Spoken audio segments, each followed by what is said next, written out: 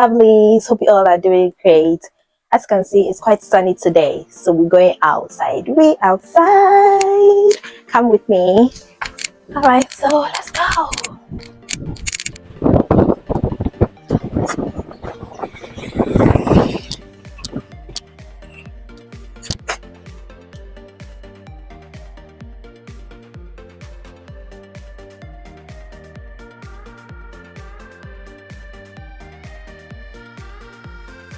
So now, to the topic of the day, I'll be talking about supportive statements. A lot of nurses have been having or receiving a lot of unfortunate emails when they apply for NHS jobs. So in today's video, I'll be talking about where people normally fall short or go wrong in their application. I'm going to teach you how to write a supportive statement paragraph by paragraph. I'll tell you the things your employers want to see. If you're new to this channel, I'm Sharry. I'm a Ghanaian in the UK. I talk about life, work, coming to the UK, travel vlogs, and everything interesting, anything in between. So if you like UK content, please consider subscribing and join the happy family. And to my returning subscribers, you guys are the real deal. I love you all. Keep supporting me and let's grow together. Your supportive statement is actually the most important of application process. That is where you have to pay more attention to. That of applicants are not shortlisted because of poor supporting statements. You have to take into consideration what your employers want to see. So now, let's look at what supportive statement is. So your supportive statement is where you tell your employers why you are the most suitable person for the job role. This is where you list the skills you possess, the talents and the strengths you've got, and why they should employ you. A lot of people are applying for the same role that you are also applying for. So you need to put in the details that will extinguish you from the other applicants so that you can secure that job role.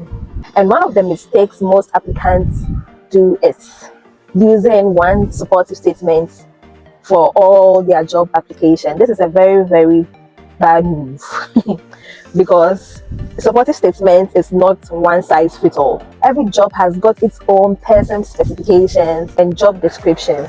You have to read each job description and person specification before you put pen to paper. Read the information under the supportive statements. They want to see the reason for application, what you can offer, your talents and strengths, and what sets you aside. In addition to these details, you have to read the job description and person specification for each job role before you start writing your supportive statement, because this is where you are assessed. They want to know whether you've got the qualities or the skills that they need for that particular job role. So if you work at the neonatal unit and you're applying for a job in the dialysis unit, you don't have to put in details about breastfeeding or those things. You have to include details that are specific to that particular role, because you wouldn't be doing anything about breastfeeding in the renal unit.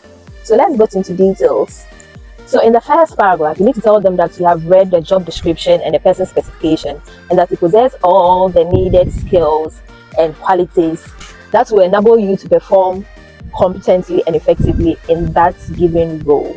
So if you have started your NMC registration, you have to include it as well, that I've started my NMC registration with OSCE Outstanding, and avoid the use of words such as I think, I hope, because it paints a picture of uncertainty. It looks like you don't even know whether you possess them or not. Also, list the years of experience you've got and where you have worked. If you've worked in a medical, surgical, and have experience in your natal, or you've done your rotation in different wards, list all the wards you've been to. You can put into brackets all the units you've been to. So these people are not really interested in abstract things.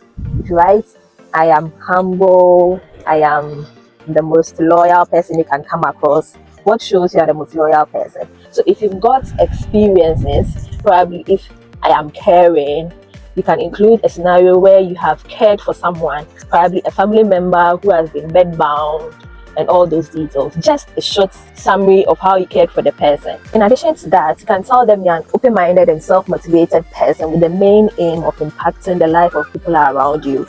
So we've got the 6 C's of nursing, which is care, compassion, competence, communication, commitment, and courage. So you can make a summary of those qualities. Tell them you've got those qualities as well in the first paragraph. So in the second paragraph, tell them about your skills, your responsibilities, and your duties. taking into consideration their skills and responsibilities. Like I told you earlier, every job has got its own job descriptions. So they will tell you the skills they need you to possess, your duties that they're given role. So you have to read those details and make them your own. I'm not telling you to lie. Just list the duties that you can do. We are all nurses. There are general things that are done in every ward.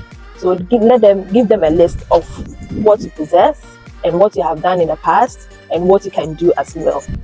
If you have held any position in the past, if you're a deputy ward manager, you were in charge of student nurses who come to the ward, you teach them what to do, how you collaborated with your colleagues or subordinates or with the student nurses, how you delegated roles, include all those details in your second paragraph. And also, let them know that you believe in quality care. You deliver person-centered care. That is, everyone is different. What works for patient A doesn't work for patient B. Let them know that your care is tailored towards every patient's needs and that you respect all patients and you treat everybody equally, regardless of their circumstance, race, or culture. Talk about your good communication and listening skills, how you collaborate with members of the multidisciplinary team to make decisions regarding patient care. Tell them about how you cope with stress, how you effectively manage your time at the workplace by categorizing your work according to the most important, and less important. How you delegate your tasks to your junior colleagues based on their individual competencies and strengths. Let them also know that you respect ward and work ethics and the rules and policies that govern the trust. Let them know that you're a quick learner and you're able to easily adapt to new environments and new way of doing things. Tell them about your great conflict resolution skills and how you're also able to work under pressure. When you come in, there may be things that you wouldn't be sure of. So you have to include that if there's a point where you need clarifications, you would contact your supervisor in order to avoid mistakes, as patient's life is of paramount importance.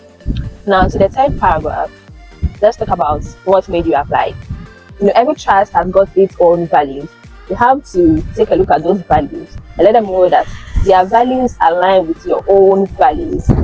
So this would make it easier for you to render the best care possible to their patients. To promote good patient care, also include your talents and your strengths. So let them know that in addition to this talent and strength that you possess, your inclination to technology sets you aside from the other applicants. And in the fourth paragraph, prove to them that you've got the skills that we have outlined in the person specification, the essential and desirable criteria as well. And if there are some skills that are outlined there that you do not have, don't worry. Let them know what you are doing about it. If you are doing a course or if you have been booked for that skill, include it so that they know that at least you are doing something about it. And if not, you can also include that you are happy to be booked for any relevant training that is needed for that particular role, which would enhance your skills and help you to deliver the best care for your patients. And if you've taken any online courses, maybe courses about care, patient moving and handling, or condition management, list them in this paragraph as well so that they know how knowledgeable and good of a nurse you are. So as a bonus tip, we should see we take some online courses. And for the gaps, if you've got any gaps in your employment history, probably you were off work because of maternity leave, or you had to be off work because you had to go to school or anything, or you were waiting for posting, you have to include it because they normally don't like to see gaps in your employment history. So you are required to write a maximum of 1,500 words. So that's the maximum. Even if it's 1,000 words you are writing, make sure that all the relevant information they want to see are included in this 1,000 words. So I've taken you through what they want to see and what you need to include. Yeah, so this brings us to the end of today's video. Kindly subscribe and expect more from me. You all have a lovely day and see you when I see you.